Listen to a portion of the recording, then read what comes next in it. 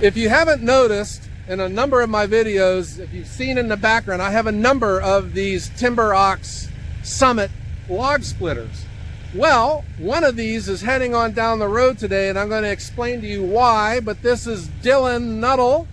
How you doing? He is with a non-profit organization. We're going to talk about that, and we're going to talk about where this log splitter is going.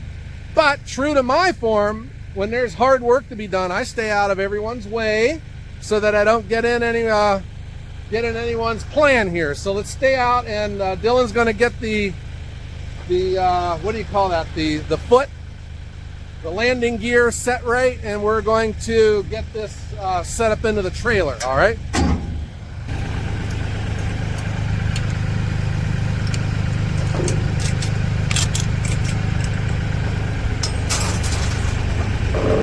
Okay, so the Timber Ox has an adjustable foot to keep it level on whatever terrain, and the hitch comes out.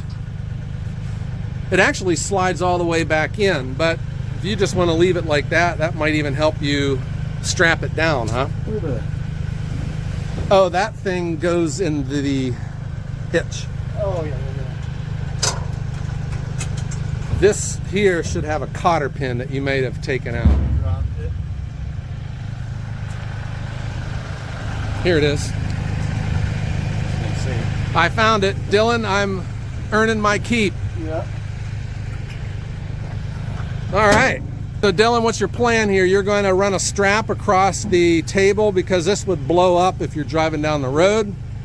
Suck it towards the front of the trailer so it doesn't. All right. You're going to leave the hitch in because that's another way for you to secure it. Yes, sir. And I don't know, will it, probably wouldn't be good if it's resting up against the front of it because it'll scratch it all up though, huh?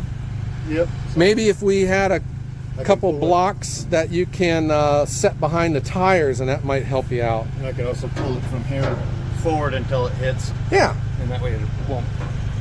Okay, well that's good. All right, well I'm staying out of your way so you can go ahead and get it secure. This splitter is not number one. Number one is still up in the corner. That one had the Honda engine, and that was the one that I had done that preview on it, and the overall consensus was it needs to be faster. So this one was the very next version. This one has the Kohler 14 horse. This one is just as fast as the final version, but then they made some changes to the name, to the decals, and the Timberwolf team also changed the way that this weld was. The center beam comes up just a little bit so that the weld has like a nice angle for the weld to go into, and it just leaves it looking nicer. And they also reworked the table. So the current version, the table has a bunch of screws that go across. In case the table's ever damaged, you can replace the table. This one is welded on. So Dylan here is from Kansas.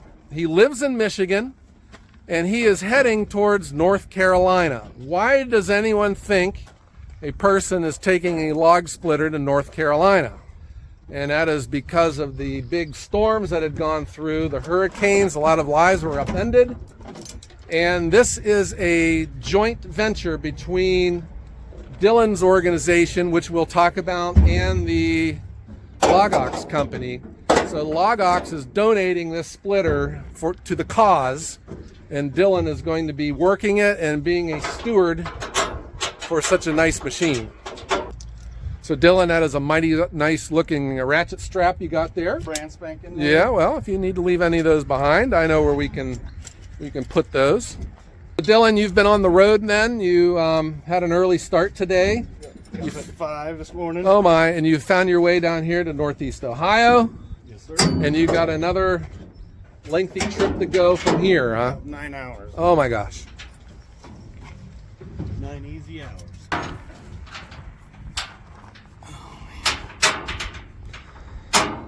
Dylan, just know that there are thousands of viewers right now critiquing every move you make with these ratchet straps. Well. It is one of the rites of passages of being Being a man, huh? Yes, sir. Making sure you know how to ratchet tie something down. I think you're right. Yeah, I don't know if that's, yeah. All right, so we're gonna rethink this. So we're gonna leave the table up.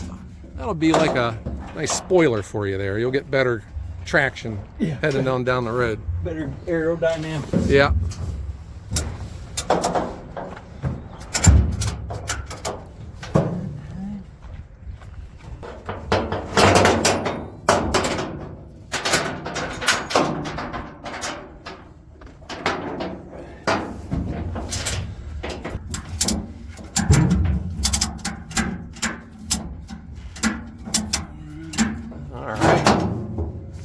You must have some really high self-esteem, because one of the rites of passages for a young man is to hold the work light when dad's working on the car and surviving that experience. Been yelled at plenty of times. Yeah, and then ratchet strapping some type of machinery to a trailer with a bunch of people watching. Yes, sir. All right, so it is sitting firm. You got it tied down. Yeah, it ain't going nowhere. Yep. Well, that is an obligation we all have when working with ratchet straps, is that you got to yank on it and you got to say, this ain't going nowhere. Dylan Nuttall, you've done a very good job tying that down. We will give you a 7 out of 10. I don't know if I'd go that high. Yeah, no, I think you did a great job. So Dylan, I want to introduce you to the world here at Ohio Woodburner. So Dylan, you are a Marine. You're in the Marine Corps for 8 years. Yes, sir. And you have used your experience to turn this into an opportunity to help others. Yes, sir. And what's the name of your organization? It's called the Forgotten Stewardship. Let's get that on the Forgotten Stewardship. So what do you do? What is the mission? What are your objectives with this? We'll use the logo as an example. Empowering communities across America. I'm from the western Kansas rural community. There's not a lot of people there, so less help than a lot of places. So trying to create something that we can help rural communities out. Second is the families and the houses, representing communities and our families that we have. Yeah. Then above that is you have a soldier, nurse, Marine Corps, firefighter, and a cowboy. All right. We all come from different walks of life. We all have different passions, but at the end of the day, we all have the same problems. Our goal is to find sustainable solutions to address each of our problems. Yeah, it's really nice. And then at the top of it is the stars, which means we serve a higher power. Okay. Then, well, you put a lot of thought into that. This was a vision that you had about your skills and your passion in helping others. yes, sir. That's awesome. You have taken your skills from your experience in the military, and you are all about helping others. That is your mission in life. Yes, sir. So I asked him, I said, well, what do you do? What type of things? And you said anything and everything, right? What, you got some examples that you've been helping out with? Yeah, for instance, in North Carolina, we had a gentleman that had 15 head of cattle stranded in the mountains, and we worked with the local steward and coordinated with other local Marines and veterans, and we went up into the mountains and cut a path through a mudslide wide enough for cows to get down. Oh wow!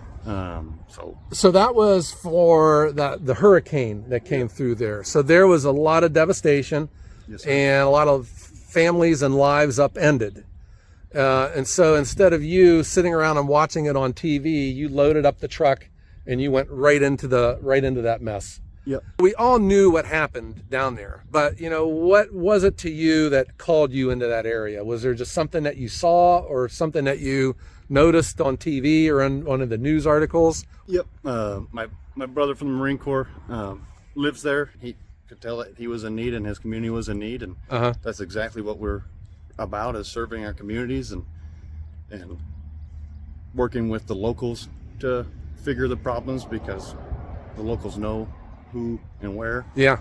And so the efficiencies there from working with locals is more than just a massive organization coming in with nobody. Sure. So no questions asked. You just loaded up and went. Yep. Yeah. with a team, a couple of people. Okay. So we knew about the hurricane, and there were a lot of trees down, and a lot of trees were in the way. But then there was also an opportunity, because we were going into a winter, and you teamed up with Timber Ox, and you started making firewood for these people, because there was no electricity or anything, right? Reached out to Log Ox about their amazing tools, and they were generous enough to send us 5 tools and one of the summits, the Timber Oxes, down to North Carolina, where we were able to start creating firewood for people, because sustainability, firewood's the only sustainable option when there's no power. No power, gee whiz. And they're going into the winter time? They're going into the winter time, and we felt like God put these trees on the ground for a reason, to be harvested and used for winter, or used for fuel for the folks there. Sure. So what better way to do that than... Yeah, heck yeah. So you just took it upon yourself to reach out to Log Ox, and then, Log Ox, they didn't know who you were, but obviously you guys worked something out. That speaks very highly of Log Ox then, right? When we reached out to Log Ox, they had no stopping them. They wanted to jump in and help in any way they could. That's awesome. They're very excited about it. Yeah, from my experiences with that team, with Austin and Lynn and John, they are givers. Huh? Very much so. Yeah, and I would imagine for them it wasn't, what are you using these for? It was, how much do you need? How many and how fast? Oh, yeah. Yeah, so they didn't care about paperwork. They didn't care about shipping costs or anything. They said, what do you need? Yep. Yeah. And that's, I think, speaks volume for U.S. companies, support U.S. companies. Yeah. And all they do. And I also like to shout out to my community back home in Western Kansas that donated a bunch of money and goods to the cause, and as well as S&S Trailers out of Ness City, Kansas, for loaning their trailer to us for the foreseeable future, which has made a huge impact on helping people get their yards cleaned up and the trees and deliver firewood. Oh, wow. Yeah, I saw that. There were people that were cut off from the world, right? Like the mountains had collapsed and there were no roads in or out. Yes, sir. Wow. Crazy. Yeah. What's the status down there now? What needs done? What are you going to be doing when you get down there? There's plenty of work to be done. They'll probably be going for many years to come. Yeah. So we're playing the long game, and we'll help when we can, and help in any way we can. All right. So Dylan, about your organization, the Forgotten Stewardship, you are a private nonprofit. You work with donations from private people. Yes, sir. Or entities. Yes, sir. So do you have a website? And if people want to get involved with this cause, what could you tell them? Which direction could you point them? Yep. If you want to support us and your neighbors and all of our neighbors in need nationwide, you can go to tfsusa.org.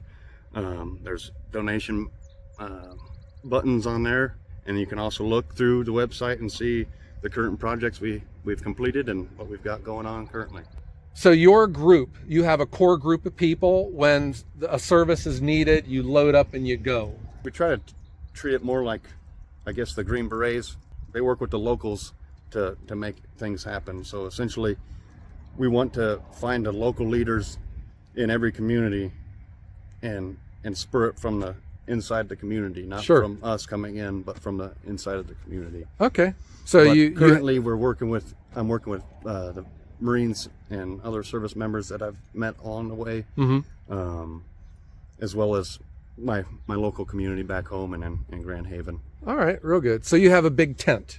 You don't have to be in the military though. No. If you have a desire, you're good. You're good for you. Yep, selfless servants is who I'm looking for. That's awesome. I don't think you need to explain that more than that. Yeah, I think that says everything, Dylan. Good heavens. All right, so here's what I'm going to do, guys. I'm going to put a link to his website.